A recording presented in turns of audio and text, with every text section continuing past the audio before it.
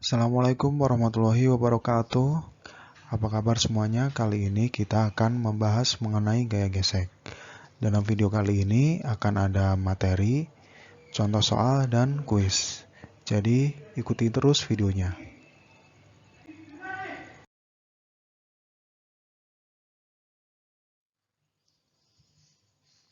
Gaya gesek adalah gaya yang timbul akibat dua benda bersentuhan. Misalnya sepatu dengan jalan yang bisa menimbulkan gesekan. Nah, gaya gesek ini selalu melawan arah gerakan benda. Jadi misalnya ini kalau misalnya ada mobil yang arahnya ke depan ya, maka gesekannya itu arahnya ke belakang. Jadi selalu melawan arah gerakan benda. Gaya gesek ini dipengaruhi oleh tingkat kekasaran benda. Semakin kasar permukaan, maka gaya geseknya akan semakin besar.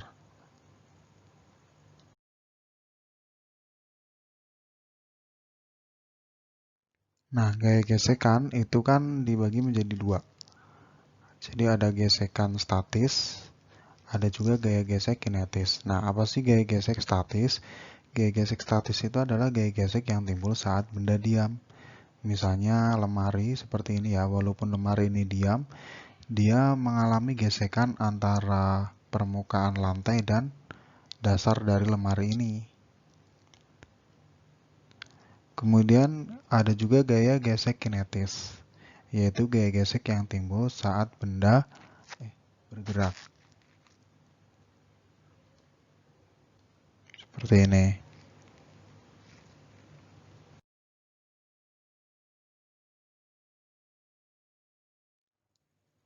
Gaya gesekan itu ada yang menguntungkan, ada juga yang merugikan. Nah, contoh gaya gesek yang menguntungkan, misalnya seperti ini, mobil bisa berjalan di atas jalan yang beraspal itu karena ada gesekan antara ban mobil dengan jalan yang beraspal. Biasanya ban mobil itu kan dibuat kasar, karena untuk memperbesar gesekannya. Jadi mobil ini tidak selip. Kemudian kita bisa berjalan dengan enak itu karena ada gesekan antara lantai dengan alas kaki. Jadi misalnya sol sepatu itu kan dibuat kasar atau bergerigi karena untuk memperbesar gesekan atau tidak licin. Kemudian korek api. Untuk menyalakan korek api itu perlu gesekan juga. Kemudian para penerjun itu dia membutuhkan gesekan antara parasut dengan udara agar para penerjun itu tidak jatuh langsung ya, karena ada gesekan antara udara dan parasutnya, jadi jatuhnya nanti bisa pelan-pelan. Jadi udara walaupun dia wujudnya gas tapi tetap punya gesekan.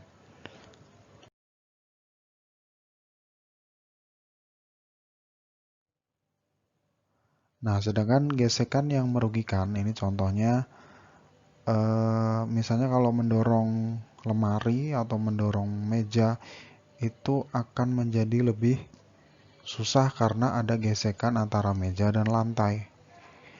Jadi sifatnya kayak gesekan ini menghambat gerakan. Kemudian gesekan ban mobil dengan jalan membuat ban mobil ini gundul. Ya, sehingga ban mobil ini perlu diganti. Karena kalau misalnya bannya halus seperti ini akan berbahaya. Bisa tergelincir nanti mobilnya. Kemudian gesekan udara dengan mobil ini juga bisa menghambat laju mobil. Kemudian mesin motor seperti ini atau mesin mobil cepat panas itu karena ada gesekan antar mesin.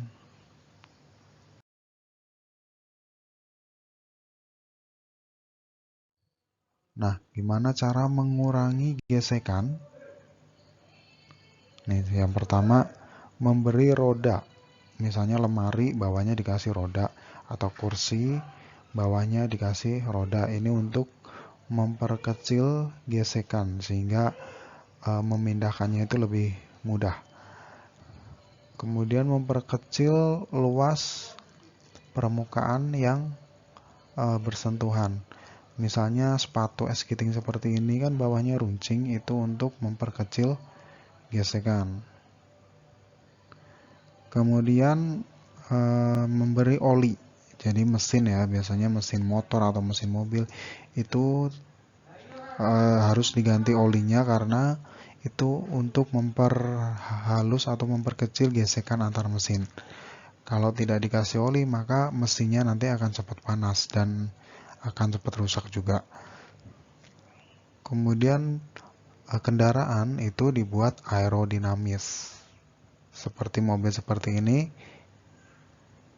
Jadi aerodinamis itu bisa memperkecil gesekan dengan udara sehingga melajunya mobil ini akan lebih mudah. Tidak hanya mobil, misalnya kereta api cepat itu kan biasanya depannya kan runcing, atau pesawat kan depannya pasti runcing. Itu untuk memperkecil gesekan udara.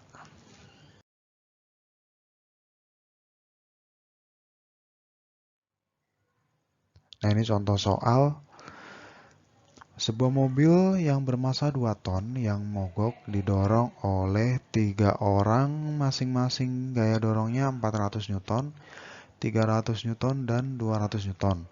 Jika besar gaya gesekan mobil dengan jalan 100 Newton, berapakah percepatan mobil? Nah, ini mobil, kemudian dia didorong oleh 3 orang tadi ya, 400 Newton, 300 Newton, dan 200 Newton. Dan ada gaya gesekan dengan jalan 100 Newton. Nah, jangan lupa gesekan ini selalu melawan arah gerakan. Jadi arahnya itu berlawanan dengan arah gerakannya mobil. Kalau digambar akan seperti ini. Nah, jadi yang pertama kita harus cari dulu berapa resultan gayanya. Cara mencarinya gampang. Ini kan gaya yang ke kanan, itu kan 400, 300, 200, berarti itu ke kanan berarti positif semua, berarti tinggal ditambah. Kemudian yang 100 itu kan ke kiri, berarti dikurangi. Jadi 400 Newton ditambah 300 Newton ditambah 200 Newton dikurangi 100 Newton sama dengan 800 Newton. Jika kita sudah tahu resultan gayanya, maka untuk mencari percepatan kita menggunakan rumus F per M. F itu adalah resultan gayanya tadi 800. Kemudian M masanya tadi kan 2 ton. 2 ton itu kan 2000 kg. Berarti 800 per 2000 kg. Sama dengan 0,4 meter per second kuadrat.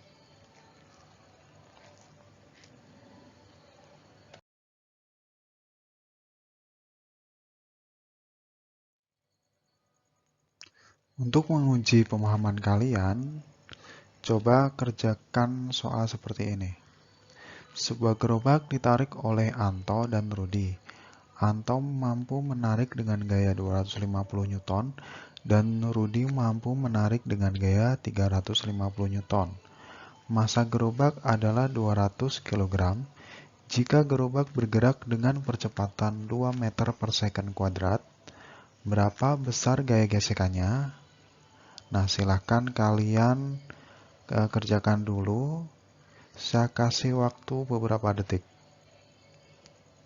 Jika kalian kurang waktunya, kalian bisa pause video ini.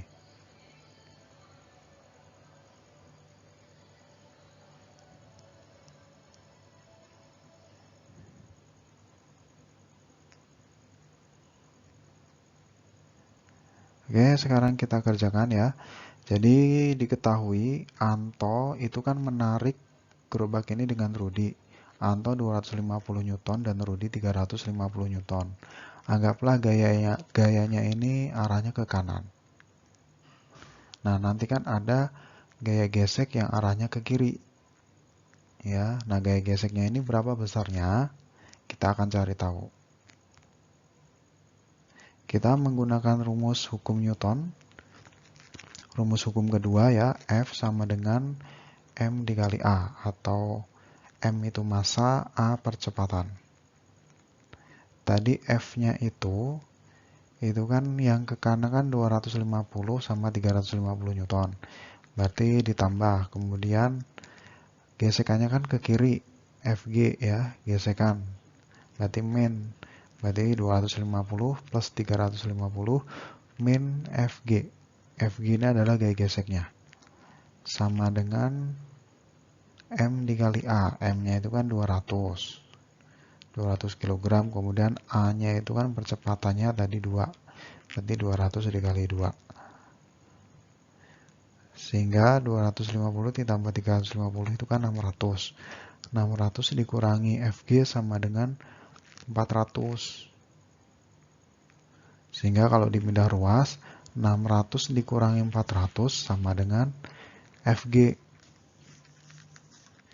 Sehingga FG-nya sama dengan 600 dikurangi 400 kan 200. Jadi gaya gesek yang dialami gerobak ini sebesar 200 Newton.